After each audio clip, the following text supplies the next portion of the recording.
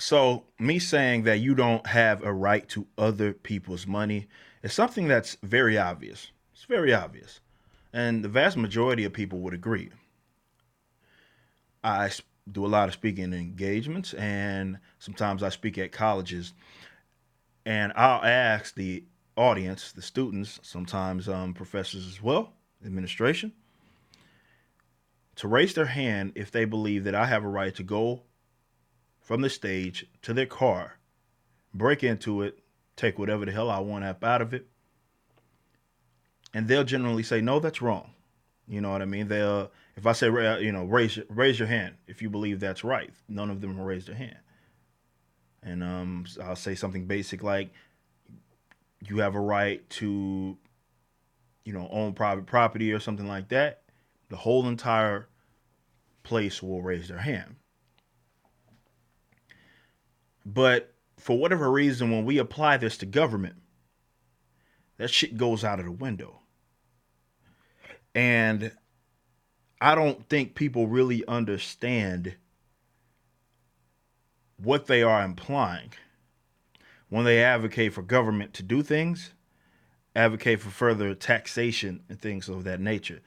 I don't care where you're at with the libertarian message, but there's a reason why libertarians say things like taxation is theft.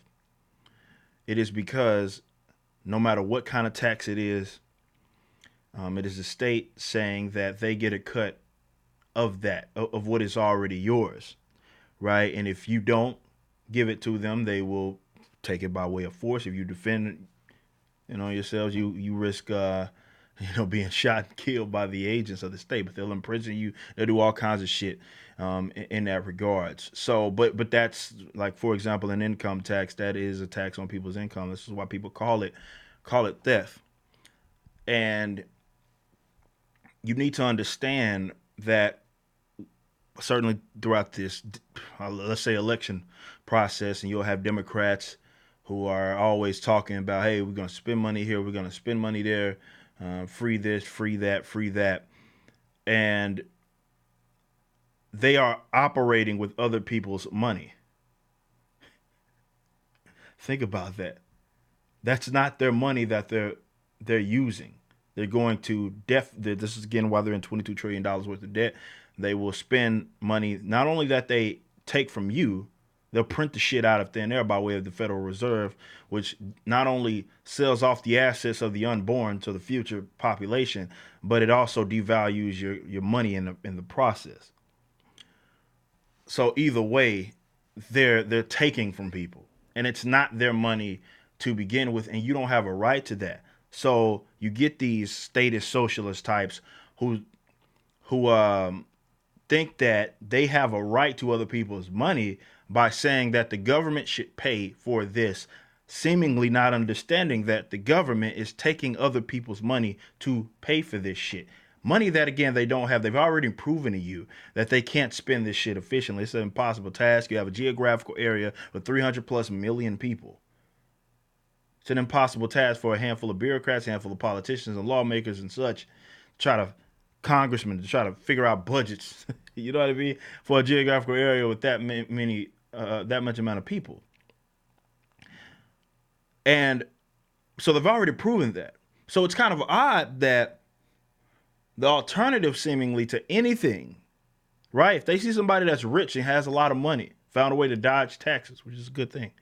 For whatever reason, they think that the money being in the hands of the state is somehow the better alternative.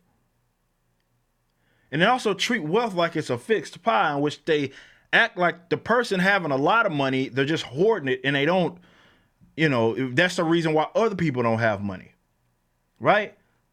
So, oh, this people are homeless. This person made $1 million, $1 billion, something like that. Like, that's wealth isn't a fixed pie like that. Wealth can be created, right? Just because somebody has a lot does not mean that that's the reason why you don't have anything. Certainly, if they obtained it rightfully, but nothing the state obtains is rightfully, and this is what trips me out when we talk about these things. If all of you people that are advocating for government to spend money on things take other people's money and spend it on other shit. You can do that same thing voluntarily. You can pool your resources with other like-minded individuals and pay for this shit. You can do that. You just can't force other individuals to be forced to throw money at this pile for your free healthcare, which again, it wouldn't be free in that case, but the same goes for everything else. I know everyone, oh, what about the firemen and the roads, the bitch ass roads, like that trips me out all the time. Now, that lets me know right off the rip that you're a level 1 political commentator. If the first damn thing, when I say, look, you don't have a right to other people's money, I'll say taxation step or something like that. And the first goddamn thing you say to me is, well, you must not want roads. I'm slapping your bitch ass in the face in my head. I know I can't do that. I wouldn't do that. Unless you slap me, then it's fair game. But I'm slapping you in the fucking face in my head. Of all things to ask a libertarian, you think we ain't figured that shit out. Walter Block has a great piece, by the way. You can get over at Mises.org for free, talking about the privatization of roads and highways.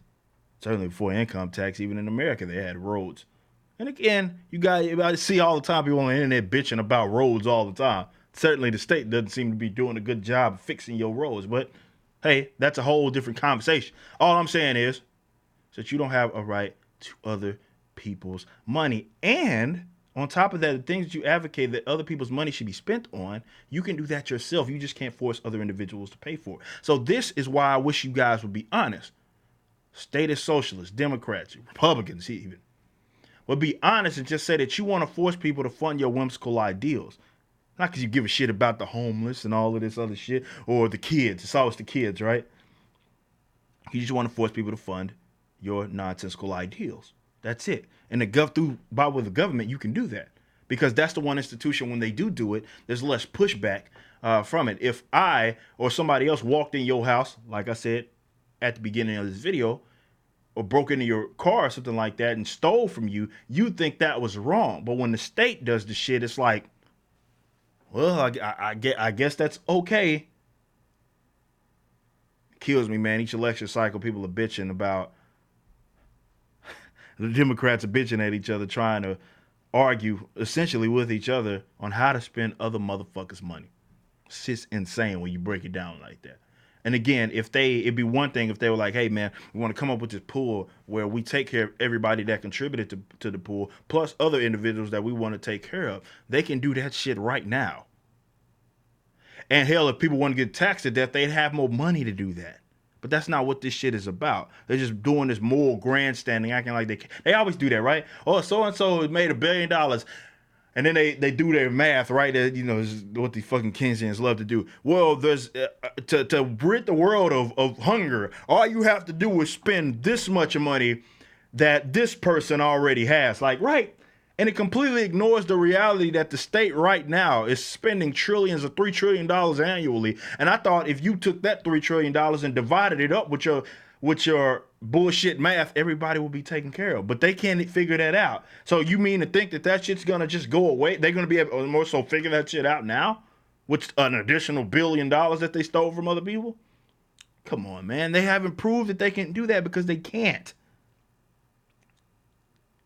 They can't. It's an impossible task. So think about that. And I know I'm going to have a lot of questions in the comments. How would you pay for this? How would you pay for that? More than likely, I already have a video talking about this, and that, right? But no matter where you're at, no matter if you in your mind cannot figure out how something like a road would get paid for in the event that there's no taxation, that does not justify stealing people's money. Right? Just because you can't figure it out. It's really arrogant, because what it does is it assumes like you have possessed all the knowledge in the world. And because you can't figure it out right there on the spot, you can't figure out how this would get paid for or how people would cordially, voluntarily pay for this. Well, then we got to force it up out of people. That's insane. This is the whole reason why libertarians and folks like and folks as such are for free markets, because we recognize that individuals acting voluntarily are going to be better suited to allocate scarce resources far better than individuals, these group, a handful of bureaucrats. They proved that time and time and time again. Again, what other institution is $22 trillion worth of debt? Government has proved everything. Federal government has proven to you that they can't do that efficiently, that is, without going in the red. They can't do it. So just think about that, homies. And I'm going to reiterate this time and time again.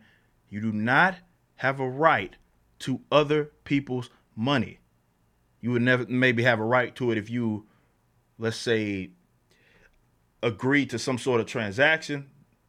You offer a service, they want the money, you value the money over the service, and the other person values the service over the money. Bam! Voluntary exchange. And say if there's a contract involved with that, then at that point, I guess they owe you money. But then, just on a general scale, just because one exists, no, that's not how it works. You do not have a right to other people's money.